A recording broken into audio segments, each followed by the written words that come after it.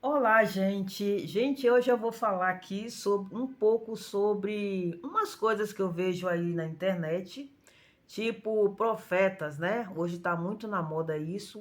Hoje só não, já faz um bom tempo que virou moda esse negócio de profetas na internet e nas igrejas, profetizando, pessoas sendo arrebatadas, indo para o inferno, vendo artistas lá, vendo mulheres que cortavam o cabelo na terra, no inferno, mulheres de roupinha curta, de maquiagem, né? E eu queria passar para você, a minha vida no cristianismo, hoje eu percebo, gente, que foi uma escola.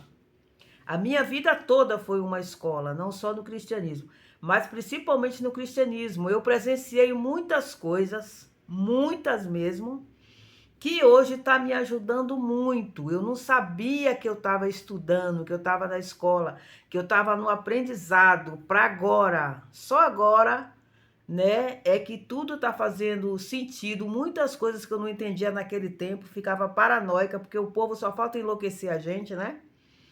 E agora faz sentido e eu consigo entender, graças a Deus por isso, né?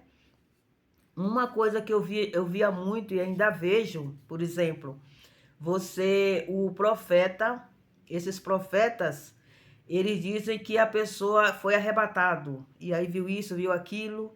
Outros que focam muito, não é só profeta, né? Pessoas que defendem aí a tal da sã doutrina de roupas. Sabe o que me ajudou muito a entender como é Deus, como ele trabalha e como é um profeta? Lendo a Bíblia, irmão. Você leia a Bíblia, que a Bíblia vai te dizer, vai te deixar claro, vai te ensinar a você a conviver no mundo. Vai ser muito mais fácil, ao invés de você ficar desesperado atrás desse povo, para saber como é que você deve se vestir, como é que você deve fazer isso, fazer aquilo. Nem todo mundo tem chamado para ser profeta, para ser isso, para ser aquilo. Não é porque a pessoa roubou no mundo, a pessoa foi prostituta no mundo, a pessoa foi isso, foi aquilo, matou, que ela necessariamente vai vir para a religião e vai ter ali um ministério, e ela não vai trabalhar mais, e ela vai fazer aquilo. Nem todo mundo tem isso. Você vê que na época dos apóstolos, até o próprio Filho de Deus mesmo curava leprosos, e essas pessoas, o negócio é falar aquilo que Deus fez, né? Mas elas não tinham assim um ministério, não virava apóstolo por isso, né? Não tem. Então não siga essas ilusões, né? E se você não tem aí um chamado, se conforme com isso, não fique forçando a barra, tá? Toma cuidado com essas coisas, que isso é muito sério. Esse negócio de ministério, de fazer a vontade de Deus, fazer a vontade de Deus não, isso aí é para todo mundo. Mas existe coisas, irmãos, que a gente sabe que não foi chamado, não é pra gente, e as pessoas querem convencer que é, né? Eu, por exemplo, na igreja, você vai na igreja às vezes, Deus não manda você falar nada, entregar nada, você fica quieto no seu canto, daqui a pouco se levanta um profeta, vem pro teu lado e diz assim, olha, Deus me disse, eu acabei de ver um leito, tá? E eu perguntei a ele o que era, e ele disse que era um leito de hospital, porque se você não fizer a vontade, se você não entregar aquilo que ele te manda, você vai para o leito. Aí você diz, mas entregar o quê? Que Deus nunca mandou entregar nada, né? E aí eles começam a confundir a tua cabeça. Muita gente entra começa a entrar e eles começam com essa conversa fiada, né? Deixa a pessoa louca. A pessoa acha que ela tem que fazer mesmo, ela fica com medo. Isso quando eles não falam que é uma sepultura, tô vendo uma sepultura, né? E diz que você vai descer a sepultura se você não fazer isso, não for aquilo, se você não parar de engolir o rolo que Deus põe na tua boca, aí você não tem nada de rolo em lugar nenhum, e Deus não manda você falar nada, e você fica desesperado, e daqui a pouco começa a inventar coisa, e daqui a pouco começa a ouvir Deus falando 24 horas com você, e entra nessa paranoia, nessa loucura. Não faça isso não, irmão, tá? Faça o seguinte, que é o que eu faço. Pega a Bíblia e vai lendo. Presta atenção nos apóstolos, nos profetas, tipo Isaías, Ezequiel. Quando Deus arrebatava esse povo, o que que ele mostrava para esse povo? Deus ficava mostrando mulher cortando cabelo? Você já viu Deus lá dizendo, olha, levar no inferno e dizer, olha lá, e eles ficarem vendo mulheres cortando cabelo, mulheres com maquiagem. Você já viu isso? Não, irmão, isso é uma tática diabólica, maligna, onde o diabo coloca isso na mente das pessoas para oprimir as pessoas e manter elas fora do foco em que Deus quer que elas foquem. Porque quando você fica preocupado com essas coisas, você não se volta para dentro de você e não se preocupe com o que realmente importa. As vestimentas de uma pessoa é importante, sim, fala muito sobre ela, né? E a gente tem que ter muito cuidado com isso, com nossas vestimentas. Mas comece, para você que está começando, por exemplo, está frequentando aí uma igreja, principalmente essas da sã doutrina, né? Que eu não aconselho ninguém a frequentar essas igrejas, porque pelo amor de Deus, gente, não dá. Você começa a se preocupar dentro de você, começa a fazer uma faxina. Pergunta ao Eterno o que é que você tem dentro de você que incomoda ele, que te impede de ter intimidade com ele, tá? E que impede a sua salvação. Se preocupe com isso.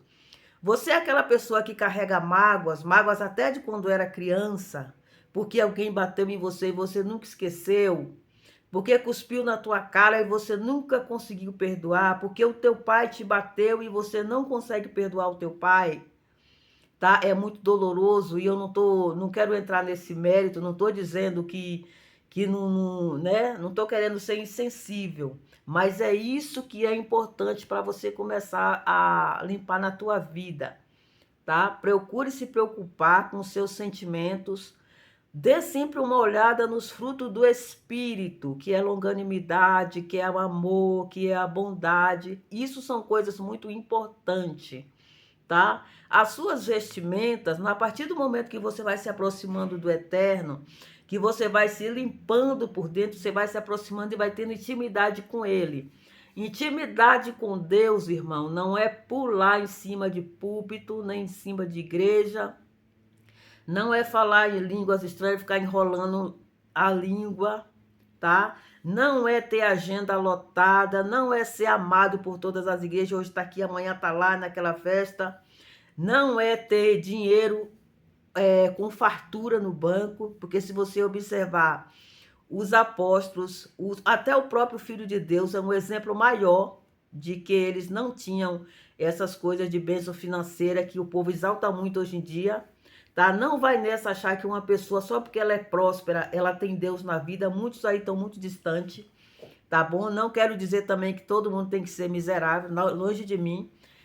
Mas a verdade é a seguinte: quanto mais você se aproximar de Deus, quanto mais você for sincero com Ele, e quanto mais você desejar estar com Ele, menos materialista você vai ficando. Essas coisas do mundo vão perdendo sentido. Você não sente desejo de ficar acumulando bens materiais, tá? Não fica de olhos. Eu nunca tive, gente, esse negócio. Eu lembro que eu sempre ficava observando, às vezes, pessoas, aqueles bilionários que têm casas assim, que valem bilhões, que tem não sei o quê, que o carro mais caro do mundo. E eu sempre fiquei olhando, eu digo, gente, por que que isso não enche meus olhos? Será que é porque eu não tenho? Será que se um dia eu tivesse, eu daria importância? Porque eu nunca vi graça nessas coisas. Eu nunca tive. O meu materialismo era ter algo para ter uma vida digna, ajudar a minha família, os meus pais e tal. Mas esse negócio de riqueza, esse negócio de roupinhas de marca, eu não tenho essas besteiras comigo. A última bolsa que eu tenho de marca que eu ganhei é a que eu menos uso. E quando eu uso, eu ainda escondo a marca para ninguém ver, porque eu não suporto exibir marcas. Principalmente para mim que não tenho condição, que sou pobre. Porque no momento que eu vou numa loja para comprar uma coisa de marca, eu estou sacrificando outras coisas na minha casa, né? E eu me preocupo muito com a minha comida e pagar minhas contas, né? E se eu pudesse ter bem mais do que eu tenho hoje para ajudar os meus pais, tirar eles do aluguel, mas claro que eu ia abraçar assim com, né, mas com cautela, com medo de eu perder, porque eu não sei, de repente, eu acho que é muito raro as pessoas que conseguem ter muita prosperidade e não se corromper, né? Eu acho muito sério, eu acho que por isso que os apóstolos, Os profetas dos tempos antigos, eles não tinham, a gente percebe que eles levavam uma vida muito desapegada, eles não tinham muito. O Eterno sempre se preocupou em dar o suficiente para eles viver com dignidade, né? E não adianta falar de José e de Davi, porque eles não eram sacerdotes, né? Eles não eram profetas, essas coisas. Eu não sei o que, que eles eram. E eram casos que Deus tinha ali para trabalhar na vida do povo. Então, não são casos isolados. Mas se a gente observar a vida de Elias, de Eliseu, de Jeremias, então, gente do céu, como dói meu coração saber a história de Elias. Eu gosto, às vezes, de buscar vídeos na internet falando um pouco mais com profundidade sobre a vida deles. E a vida de Ezequiel e de Jeremias me doeu muito na alma. Gente, como eles sofreram.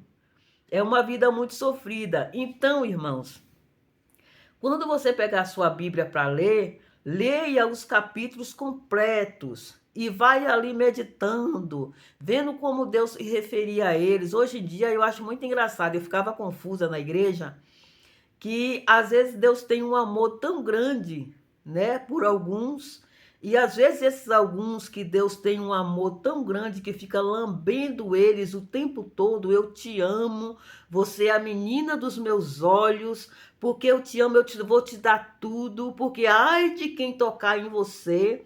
Aí a gente vai lá nos apóstolos, vai lá lendo os profetas e a gente não vê isso. A gente não vê Deus lambendo ninguém. Jeremias estava lá se lamentando, né? Ai, por que que eu nasci? Eu acho que é mais ou menos isso. O Eterno dizia a Jeremias, vai lá, fala isso, aquilo e tal.